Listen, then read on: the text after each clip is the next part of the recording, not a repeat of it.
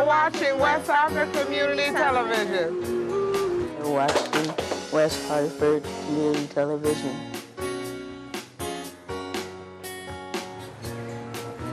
You're watching West Hartford Community Television.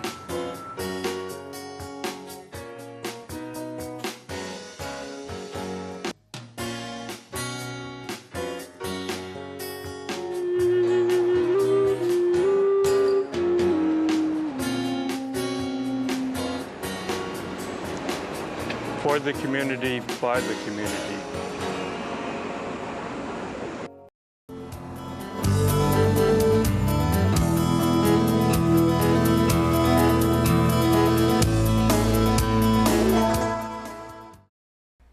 Celestial greetings. I'm Janet Booth, a professional astrologer from West Hartford, Connecticut, and welcome to my program on astrology called Looking Up. Today's episode is entitled Long Hot Summer. Well, that might be a little bit misleading because summer is always exactly the same length every year, but it may seem longer if it's hotter. Now, if you've been listening to some of the news lately, you are probably aware that 2013 was the hottest year on record until 2014. And 2014 was then the hottest year on record until 2015. And 2015 is now the hottest year on record unless we can beat it in 2016. So I was thinking about heat and what relates to heat in astrology. And this is a no-brainer, folks. You can figure it out yourself. The element of fire. So the fire signs are Aries, Leo, and Sagittarius. And currently, we don't have anything in Leo, but we have several things in Aries, and we have another thing in Sagittarius, so that might have a little something to do with it. You know, there is a branch of astrology, you might even call it astrometeorology, which is weather prediction using astrology. I don't claim to be an expert in it, but I've dabbled in that as I've dabbled in many of the specialties. And how you do those forecasts, you start with when a season begins. It's called the ingress, or the movement into the sign from the sun. So on the summer solstice, the sun enters the sign of Cancer, which happens to be a water sign. It's like that every year. But you look at where are all the different planets at that moment that summer starts, and it gives you some indications about things for the climate and the weather during that season. And then you can refine it week by week with the different moon phases, and I won't go into that now. But you may have watched the June show of Looking Up, and I did talk a little bit about the summer solstice chart, and I just mention it now in the idea of when we had that hot summer last year in 2015, we had Jupiter, the biggest planet, and it has a sort of magnifying and expansive influence, was in the fire sign of Leo, and it was a third of the sky away, which is considered a smooth transference of the energy and a strong combining of the forces with the planet Uranus. And Uranus is the kind of shocking, surprising, unpredictable, or out of the ordinary energy. And we have Uranus is going for 7 years through the sign of Aries. It got in there between around 2010 and 11, and why I say between is because all of the planets do sort of a zigzag as they move around the zodiac instead of just straight around. Well, that's because Earth is moving too, so there's these optical illusions called retrograde, backward step, when they go backwards in a zigzag. So a planet might enter a sign, back out of it for a little bit, come back into it, and then stay in it for a long time. So 2010-11 it started. It leaves in 2018 to 2019, so we're a little more than halfway through. But 2015 was right about the middle point. And we had this easy flow of energy, of magnification, unusually magnified heat, 2 of the fire signs involved. Now Jupiter goes through a sign per year. So this year it's now in the next sign, Virgo. And that's an earth sign, and it's kind of more cool and dry and not as hot as that Leo. And therefore, we may not break 2015 summer records in 2016. I don't know. I'm hopeful we don't, because goodness, it's hot enough already. But they just had a giant heat wave out in like Arizona, Southern California. My friend just came back from Palm Springs, and she said literally you could have fried an egg on the sidewalk, and you had to put gloves on your hands to open the metal door on your car, or you might burn your hand. She was happy to come back to Connecticut, and even when her air conditioning was broken here and it was 80 in her condo, she felt cool.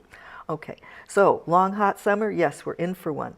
Now, that was not the only things going on in Aries at that summer moment, or the beginning of summer moment. Very close to Uranus, and you may have heard me speak about this in a prior episode of Looking Up, or you might know about it if you read my Janet's Planets calendar. But there's that new little dwarf planet way out past Pluto, the one that caused all that ruckus 10 years ago or so when they had to redefine what a planet was and they demoted Pluto. Remember that? Kind of ticked off all the Scorpios because Pluto's their ruling planet. But you do hear some astronomers now say, oh, some of us still consider Pluto a planet, and astrologers definitely do. So they find this new planet.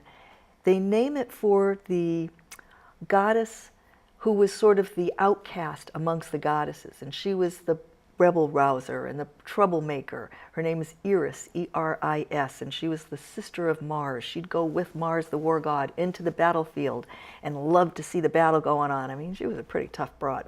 So Eris, in astrology now, this little dwarf planet, goes really slow. Well, it's fast in the sky, but around the zodiac over 550 years because it's so far out. And Uranus is traveling with it this year. They're going to get together 3 times. Well, the first time was June 8th, fairly close to that summer moment, so they were still like 1/3 of a degree apart, pretty close at the summer solstice.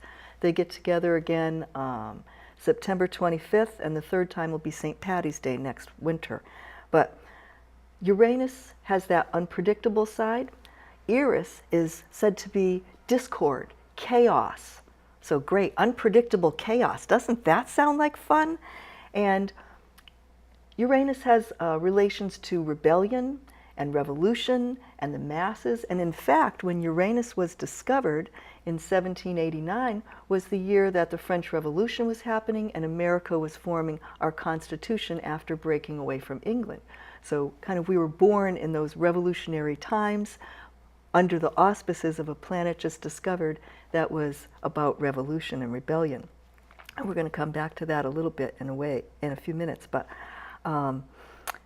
so chaotic unpredictability, and matched with them, also sitting near that same degree in the zodiac, was, well, we used to call it an asteroid. It's a smaller heavenly body. It got promoted to dwarf planet when Pluto got demoted and they discovered Eris. This is named Ceres, C-E-R-E-S. It's the same root word as cereal, and she was the goddess of grains, harvest, fertility, one of the main indicators of Earth and planet Earth and harvests. So when we think about unusual, chaotic, discordant, disruptive matters of heat related to Earth things, you're probably going to see droughts bad this summer. You're going to see maybe some crop damages and things like that. I mean, even in Connecticut, usually June is very rainy and we're down for what we usually have. So those are some indications from the summer solstice that make me think, yes, it's going to be a hot summer again. And we also had a full moon at the summer solstice. And that's very rare. That happened 19 years ago. It'll happen 19 years again from now because there is a repeating relationship between the sun, the moon, the earth that makes these repetitions of certain even degrees of the zodiac where eclipses occur will repeat after 19 years. And there may have been another eclipse, maybe somewhere, not eclipse, but a full moon at the solstice sometime before that 19 years. But I know it does fall into those categories. Well, what does a full moon mean? It means fullness, completion. We see the whole circle of the moon because all of the light of the sun is being reflected back to us during that phase. And I learned a long time ago, kind of the hard way, that sometimes a full moon means the end of something. It sounds like it's just the blossoming, like it would still go on and then peter out. But when I lived in San Francisco after the 1989 earthquake, and there were aftershocks day after day, week after week, to the point where I pulled up stakes and moved home to Connecticut, because they were averaging every 20 minutes somewhere in the Bay Area between 2.1 and 6 point something on the Richter scale. And I said, that's another earthquake. So I left 2 days before the full moon thinking, oh, that's when the big one's coming. But that's when the aftershocks stopped. So I said, oh, that's very interesting. And yes, full moons can mean completion. So I looked at that full moon at the solstice, and I go, oh, solstice, that's the 0 degree, the beginning degree of the sign Cancer. Well, Cancer is one of the 4 season-starting signs in the zodiac, and the 0 degree of each of them are considered the 4 power points of the zodiac, and those are the 2 solstices, the 2 equinoxes occur at those degrees. There is a system called geodetic equivalence or astrology, and you can equate each longitude around the Earth globe with a degree of the zodiac. So if you start your zodiac at 0 Aries, the spring degree, and you say that 0 Aries relates to Greenwich, you know, like Greenwich Mean Time, where they start east longitude to the east of that, west longitude to the west of that. So that may resonate to things happening at the 0 degree of any of those 4 signs that start the seasons. And I went, wow. Here was this vote coming up called Brexit, a horrible contracted word for British exit, for Britain to go out of the European Union.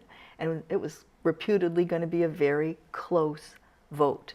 And I said, oh, well, full moon means done, finished. And it's at the degree right by Greenwich where there is London, and that's the head of UK. I go, they're done. They're going to be out of there. And sure enough, that is exactly what they voted. I wish I had made that prediction ahead of time. But anyway, it was pretty easy to see at the time going, huh, of course. And you know, the day before that, I'd said, boy, the stock market is really high today. And it didn't click in my mind like, oh yeah, if the Brits exit, then the stock market's going to go pop. And of course that happened. And that would have been, you know, in hindsight 2020, an easy thing to predict. Okay, so we have summer, we have July and August that we're mostly talking about in this program. And July, of course, is the birthday of the United States of America, July 4th. And this year, on our birthday, we have a new moon. And when anybody, entity, country, company, person, cat, car, whatever, has a new moon at their anniversary of their birth, it means a year in which new things are coming in. Something's going to be different. We want something fresh. We want to turn the page and start a new chapter. Now, Cancer is the sun sign for the USA. And it's very concerned with nationalism and security and protectionism, and it's about home and family and your land, and you know, what's mine is mine. And we have that very nationalistic movement afoot in the country now, and even there's some of that that was playing into the vote in Britain, that they were tired of the immigration problem. They have one, and so do we. And when you say somebody's a Cancer by their sun sign, they're born in that time frame from the summer solstice around the 21st or so of June every year for about a month. I always tell Cancers, and there's an intern here today, we were talking about it at the studio, that it's called, the nickname for Cancer is Moonchild. So whatever is your moon sign is almost more important than that sign of Cancer, because there's 12 types of, or subtypes of Cancers. The USA was born with the moon in Aquarius. Aquarius is the sign that rules the masses, and it's going to be the sign of our new age when more people are supposed to be equal. And it has a sort of rebellious side to it, so it was perfect for our USA's birthday. And you know, each sign has a planet associated with it, like when we said the moon's associated with Cancer.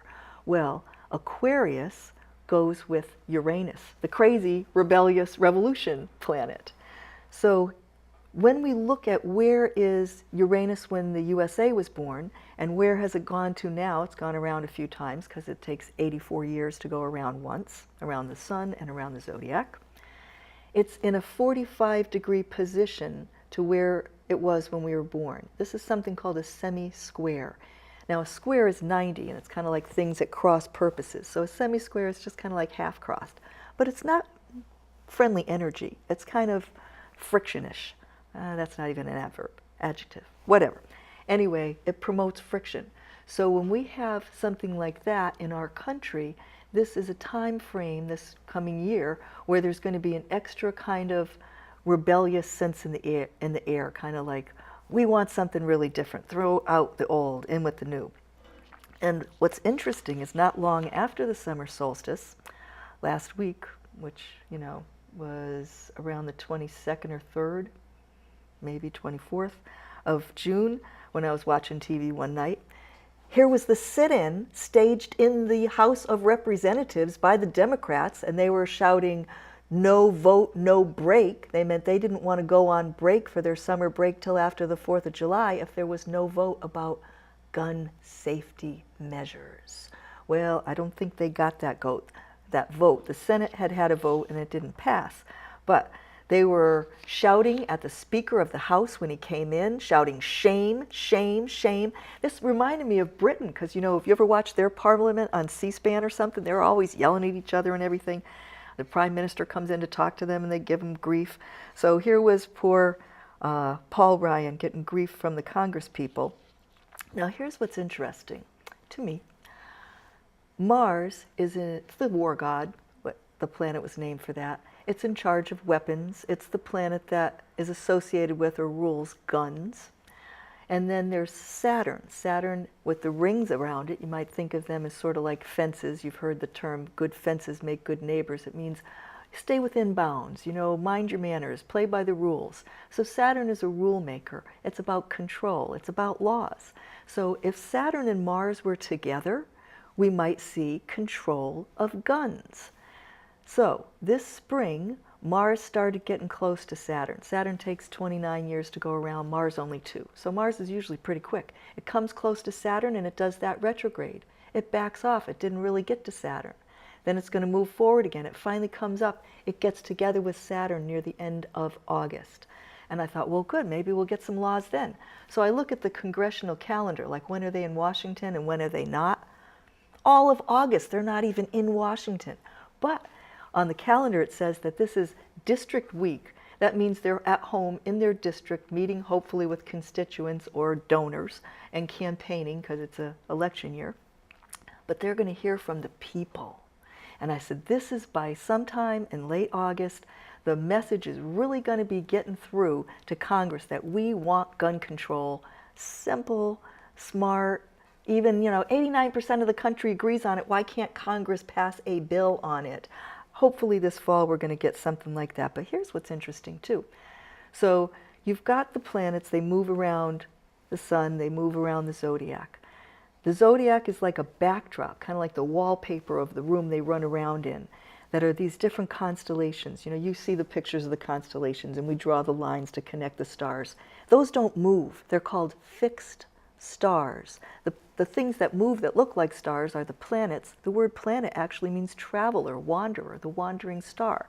So in the constellation of Scorpion, there is the heart of the Scorpion, the brightest star in that constellation, named Antares. Well, it really comes from anti, against, Ares, which was the Greek word for Mars. You got the A, the R, the S in Ares or Mars. Anti-Mars. Antares is a star that's called the rival of Mars. Why? It has a reddish tint to it, just like Mars has the reddish tint. And Mars is closer to the Earth now than usual. You know, most of the orbits aren't perfectly circular, they're kind of elliptical a little bit. So, when Saturn and Mars join up in late August, it's at 9 degrees in the sign of Sagittarius, but it aligns with the constellation of Scorpio, and that's a different topic we won't go into today. But Antares is right at that degree. So you're going to see in the sky, if you look up, two bright things that are Mars, the redder one, and Saturn, the whiter one, and then a dimmer redder one, and they'll all be kind of like a little triangle, and that's Antares, the rival of Mars. And it kind of gives you the idea of good big fights, and one fights from one side and one fights back from the other side, the rival of fighting about the gun control. So we'll see if that prediction works out for me. Now here's what I thought was also very funny. The two people in the Democratic Congress who led the sit-in, one of them was John Lewis. He was marching with Martin Luther King way back in the 60s, and the other was a young congresswoman named Catherine Clark. She's from Massachusetts. I'm looking for their charts now if I can find them. And Catherine Clark got into the Congress because John Kerry got appointed to be the Secretary of State, and then they needed a new senator. Well, a guy who was a congressman, Edmund Markey, became the new senator. Then his seat was open, and then Catherine Clark becomes a congressperson from Massachusetts. So she and Lewis start this, and they were joking on here we go. Announcers on TV were saying, oh, the new Lewis and Clark. You know, the first ones were hired by Jefferson in the early 1800s to explore the Louisiana Purchase, the Midwest and Western states now. Oh, this is not their charts. Where did Lewis and Clark go? Well, that's very sad. I might not find them. They had something beautiful going on in their charts that related to the USA Mars. So the USA Mars is at Cancer about 12. No, that's our sun. Our sun. Okay, that was it. Our sun is at 12 to 13 Cancer, and she had a planet right there on they each had something that connected to the USA sun, but you can do a thing where you blend two people's charts into one, sort of as they act as a couple, and that's where their combined Mars was on the USA sun, and that means we're going to fight, we're going to push for this. So I love that. And we're going to see a lot of women leading the fight in social issues and things like that, since we've got this Eris, the discord and fighter planet, together with the rebel planet Uranus. Now, here's something interesting about that. When Hillary Clinton announced her candidacy for president, and we always take the beginning moment of anything as it plants the seed, and we do a chart for that. So I have like a chart for when she announced. And it happened that it was just a few days after the spring equinox in 2015, and she had, it was more than a few days after that. 3 weeks later, the sun was at the exact same degree as this Eris. So sun is the middle of the solar system. It's the heart in the body. It's the heart of your chart. It's the planet that relates most to king or leader, or in a woman's case, maybe queen. But we think in terms of strong, kick-butt, powerful woman leader. That's what she announced under. I thought, well, that's very interesting. So we come to August. No, we come to July, and we've got the Democratic Convention. We've got the Republican Convention. Well, at the Democratic Convention, we've got Uranus and Eris very close together, and, oh, I see. They are making a very nice connection to the highest planet in her chart, which is Saturn, and that has a natural bossy side, and it has to do with respect. And when your Saturn is high in your chart, people look up to you, and you do get good respect. So I think that bodes very well for her nomination, and we can be pretty certain she's going to get the nomination. Now, what I thought was interesting regarding Donald, the Donald, he's the only person we put a "the" in front of his name. But anyway, he was born on a full moon eclipse. It's got a very lucky chart. It's got some wonderful things going on in it. But I come to this point where I look at the convention. The convention has a full moon that week. Remember what I told you about full moon? Sometimes it means full circle, done. Okay, so here's his sun and moon. Sun near the top, a lot of power. Moon in the sort of home family nationalism spot at the bottom. We bring his chart forward in time? No, when he announced. When he announced, here is this, it's kind of like a comet that got captured in the solar system named Chiron. It's named for the father of medicine in mythology, and its nickname is the Wounded Healer. And it talks about weakest link. And if we said, what's his weak link? It's sun, ego, outshining in the middle of public. He adores the attention. And his emotions, which he has a hard time of controlling, which they are, in that full moon, is always very strong emotions, and eclipses over the top. So here comes Chiron, makes what we call the T-square. It's not usually good. It means turning point oftentimes. And then lining up across from that and completing into a cross at the nominating convention, Jupiter, the exaggerator, makes everything bigger. I have a colleague, Caroline Casey, she says, want to solve a problem, she says. let Jupiter take care of it because it makes everything bigger and you can't ignore it. So he's got a big cross coming in for his nomination if he even gets nominated. That's a big question mark right now, and he may storm off in a huff or who knows what. So very interesting.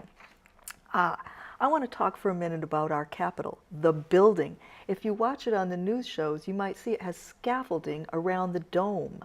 That's because there was weather damage, rust, water seepage, the rusting of the iron frame.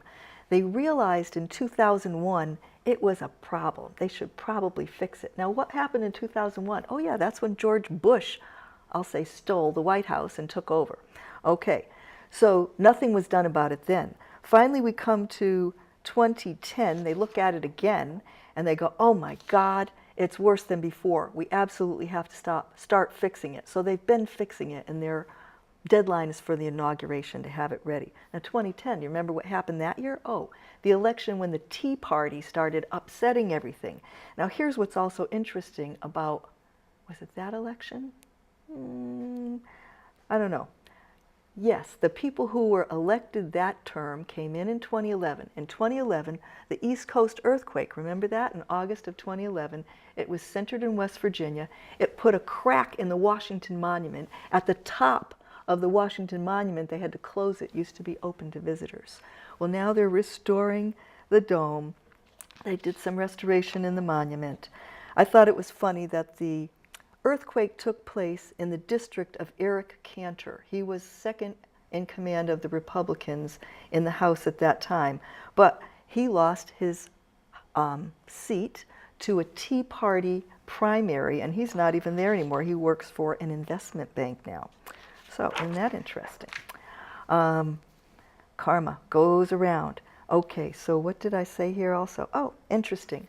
When I looked at Trump's chart too, he has coming up, I think it's going on for a long time because Pluto's slow, one of those squares, that means friction, from Pluto, which is a destructive kind of influence, hit into his Chiron, his weak point. His weak point is in his money area. So I think we're going to find out some things about him and his money that's going to be not pretty news for the Donalds. So in August, we have a couple of things coming up. We have Mercury going to be an extra long time going through Virgo because it's going to do a backtrack starting August 30th. And the whole time it's hanging out for like 2 months instead of 3 weeks in one sign. It's at the top of Hillary's chart. And that's again where you're going to get visibility and promotion, and it kind of means your public voice is being heard. So I thought that was pretty interesting. Oh, Mars, the fighting planet, and it's back and forth. 3 times it's made the square to the Donalds rising.